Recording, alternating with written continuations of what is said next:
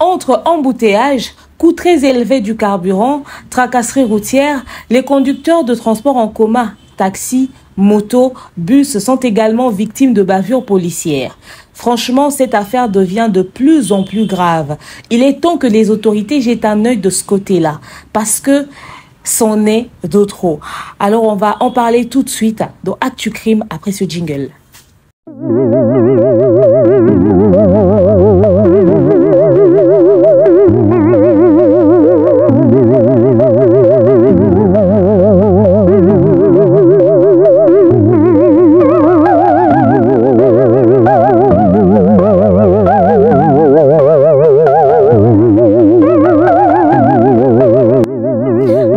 Et bienvenue dans Actu Crime. Nous en parlons ici aujourd'hui parce que les bavures policières peuvent être aussi considérées comme un crime selon la gravité des faits et surtout le cadre juridique du pays concernés. Déjà, on va commencer par quelque chose de plus simple. La définition d'une bavure policière, n'est-ce pas? Le terme bavure policière désigne une erreur, un abus ou un acte illégal commis par un membre des forces de l'ordre. Généralement, dans l'exercice de ses fonctions, cela peut inclure bien évidemment l'usage excessif de la force, notamment lors de l'interpellation ou de contrôle toujours injustifié ayant causé bien évidemment la mort ou encore des blessures graves, discrimination ou encore profilage racial, violation des droits fondamentaux, n'est-ce pas, comme la détention arbitraire ou des violences en garde à vue. Exemple connu, hein, bien évidemment, nous allons parler comme ça de l'affaire Adam Traoré en France, bien évidemment, l'affaire George Floyd aux USA, n'est-ce pas? Alors, les bavures policières, c'est des choses qui sont très fréquentes, tant en Afrique qu'ailleurs, aux États-Unis, en France, et tout et tout. Et il faudrait bien évidemment le signaler lorsque vous êtes victime de bavures policières. Il est vrai que par moments, les forces de l'ordre, n'est-ce pas, se couvrent entre eux, se protègent entre eux, mais en tout cas, le signaler toujours si vous savez, vous êtes sûr que vous êtes dans vos droits, mais que vos droits ont été bafoués. Alors, on va parler de la situation du cas présent dans la ville de Kinshasa, ce qui se passe. Et je vous mettrai une vidéo, cette vidéo qui m'a motivé à vous parler de ce sujet aujourd'hui. Il y a eu une situation qui s'est passée dans la ville de Kinshasa. Je vous mettrai ça en image. Comme je le disais au tout début, les bavures policières sont considérées aussi, c'est aussi considéré comme un crime au fait, ok? Dans la ville de Kinshasa, nous avons le phénomène tracasserie routière, hein, n'est-ce pas? Il y a un jour où on se réveille, on constate que les agents de l'ordre sont vraiment là, actifs, en train de surveiller, de suivre, de fouiller, par moments même à l'occasion de rien. Ils ont décidé juste de compliquer, de pourrir la vie des conducteurs par moment.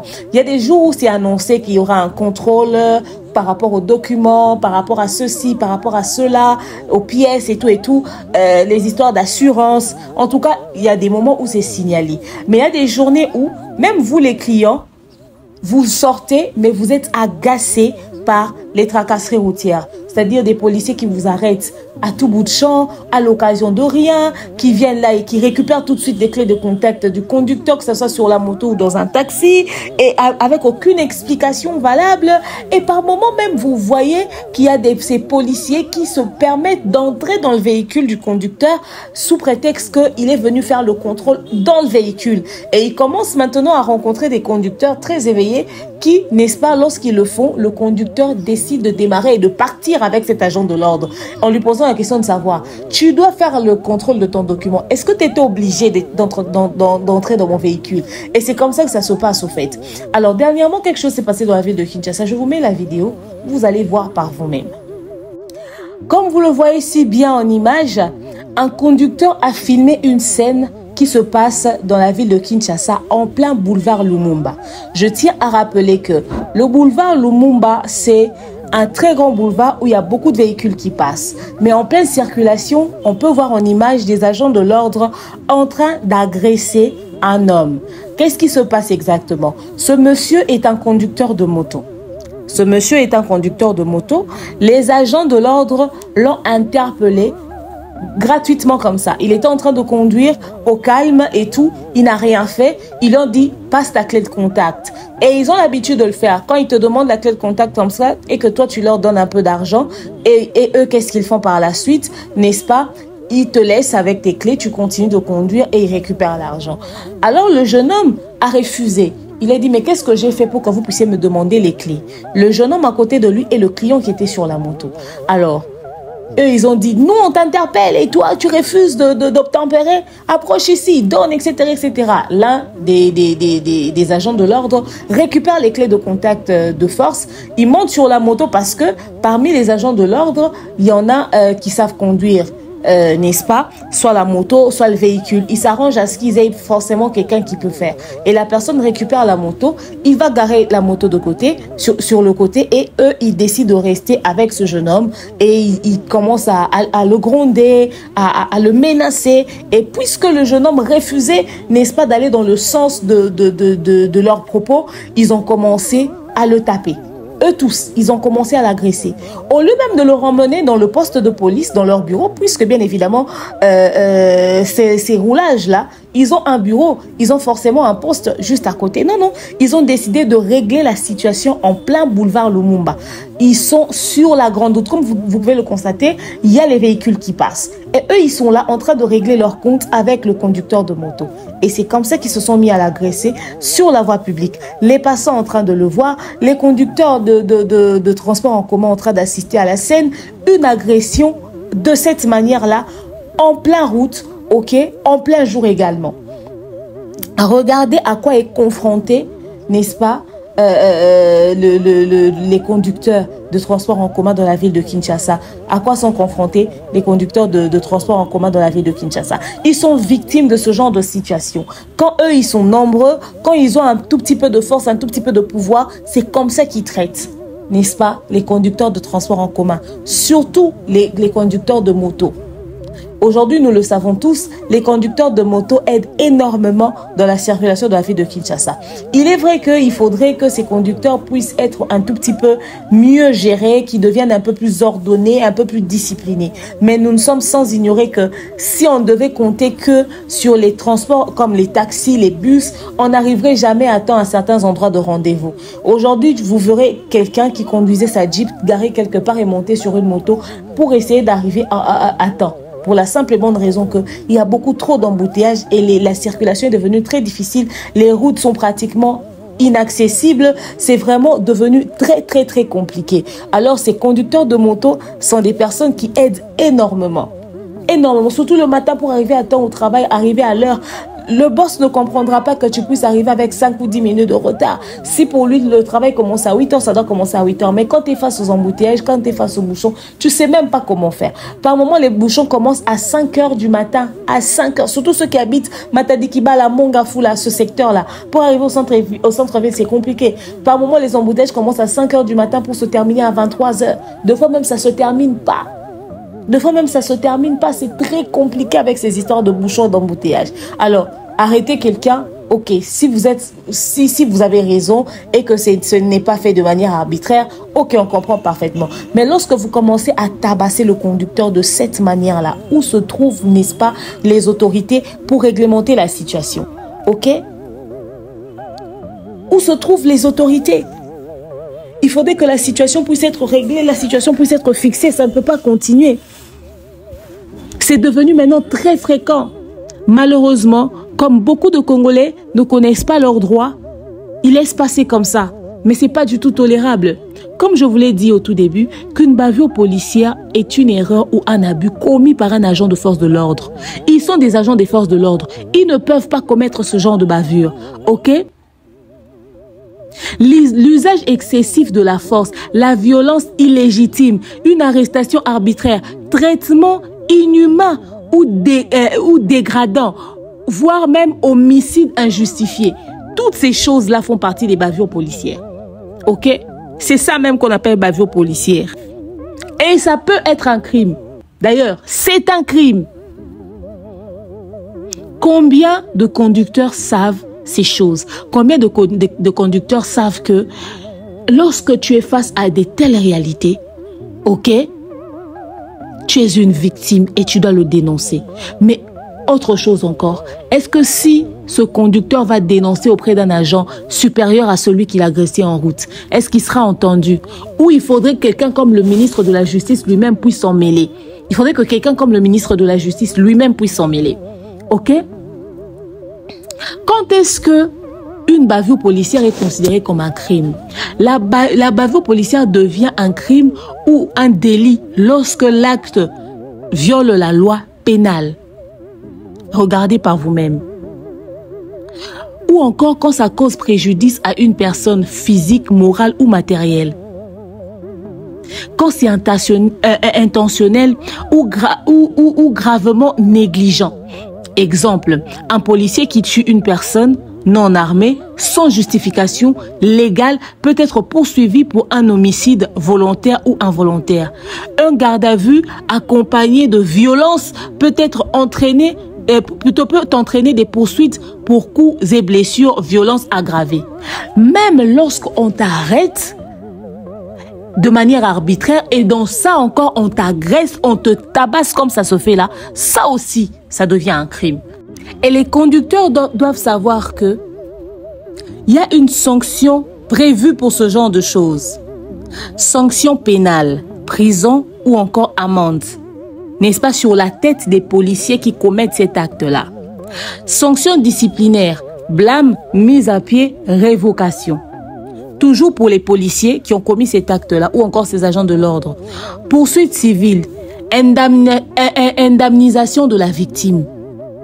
Donc, si on tombe sur un agent de l'ordre qui commet ces actes-là, il peut même indemniser la victime. Ok? Comme dans ce cas précis là. Avec ce qu'ils ont fait à ce jeune homme là. Ok? Le problème fréquent maintenant dans cette affaire est que il y a l'impunité. Certains policiers échappent à des sanctions par manque de preuves, corporatisme ou encore faiblesse judiciaire. Surtout s'ils sont généralement complices avec leur chef. C'est-à-dire par exemple pour les cas des agents de l'ordre là qui se trouvent en route. Ils ont leur OPJ ou encore leur chef qui reste au bureau. Eux, qu'est-ce qu'ils font? Par exemple, ils arrêtent comme ça les gardes de la moto et quand ils vont demander une amende que l'État congolais ne maîtrise même pas, ils reçoivent 100 000 francs. Des fois, c'est 150, 100 000 francs quand ils arrêtent la moto comme ça du jeune homme. Et le monsieur, quand il vient ramener les 100 000 francs, comment est-ce qu'ils font? Quand ils perçoivent l'argent, ils vont partager avec leur chef qui est resté au bureau. Ce qui fait que lorsque toi, tu pars te plaindre, avec ou sans preuve, de toute façon, si ils sont complices avec leur chef, d'ailleurs, quand tu arrives devant leur chef là, ils te rajoutent encore une somme dessus au-delà de la somme que les policiers là t'ont demandé, ou encore ils te sanctionnent encore, ils peuvent même t'arrêter. Il va dire, donc toi tu es venu ici, les agents de l'ordre sont en train de mettre de l'ordre, toi tu veux corriger leur travail, n'est-ce pas? C'est ce que tu veux essayer de faire. Allez, va là-bas. Et puis, au niouf, ils t'arrêtent, tu t'assois et tu restes peut-être même en garde à vue, tu peux même passer nuit là-bas. Juste parce qu'ils veulent te prouver que ceux qui étaient en route là, ce qu'ils ont fait là, c'était dans le cadre de leur travail. Toi, tu n'as pas à leur montrer, n'est-ce pas, comment faire leur travail. Et c'est toujours ça qui donne comme excuse. Donc toi, tu veux nous apprendre notre travail. Toi, tu veux nous apprendre notre travail. Et si tu ne connais pas tes droits, tu ne connais pas la loi, ils vont te manipuler. Ils vont te manipuler et tu vas te retrouver en garde à vue comme ça, gratuitement. Pourtant, c'était toi la victime. Ok? Mais également, lenteur des procédures. La lenteur, c'est aussi surtout parce qu'ils savent que, voilà, si ça va très rapidement, leur collègue sera sanctionné sévèrement, alors ils vont créer une lenteur des procédures pour que tu te fatigues, au fait, pour que tu te fatigues et que tu te casses. Ok? Il y a aussi le manque de caméras ou de témoins. Vous avez même vu comment est-ce que tout le monde est pressé. On est en train d'agresser un jeune homme. Les gens sont en train de passer et tout et tout. Et le monsieur qui a eu le réflexe de faire la vidéo là, il est parti. C'est lui qui a la preuve. Il a rendu la vidéo virale. Maintenant, si ce jeune homme là ne tombe pas sur cet élément ou encore sur cette vidéo, il risque d'aller payer des amendes. Pourtant, c'était lui la victime. Et s'il n'a pas des preuves en ce qui concerne l'agression qu'il a subie, c'est fini. C'est fini, il va jamais être indemnisé, il va jamais... C'est fini, c'est fini. Et s'il n'a pas de témoin, s'il n'y a personne pour venir dire, écoutez, voilà, moi j'étais là, j'ai vécu la scène, c'est mort. C'est fini, c'est parti comme ça. OK? Donc, il faudrait que ce genre de situation puisse s'arrêter. Il faudrait que ce genre de situation puisse s'arrêter. Les bavures policières, il y en a maintenant de trop. Il y en a maintenant de trop. Quand les gens sont ailleurs, on dit que voilà, c'est parce que c'est peut-être le racisme, c'est parce qu'ils sont peut-être à l'étranger. Mais quand on est chez nous, dans notre propre pays, et qu'on subit ça, ça ne se comprend pas. Ça ne se comprend pas. OK? Il y a des gens qui ont subi des bavures policières et qui ont tourné mal. Nous avons par exemple, comme je vous l'ai cité au tout début, aux États-Unis,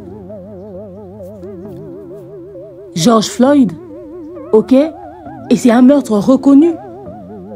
Le policier a été condamné. Il y a Théo Louaka. Théo Louaka en France. Affaire de violence policière avec poursuite.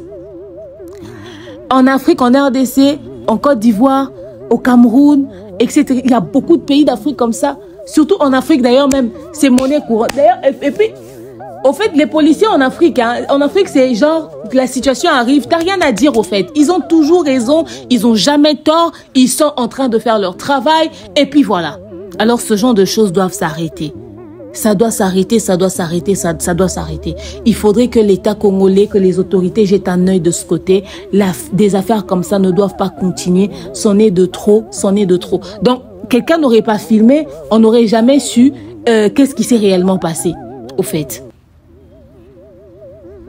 Mais également, les conducteurs, soyez quand même assez disciplinés pour ne pas donner raison à ces agents de l'ordre qui commettent de telles bavures.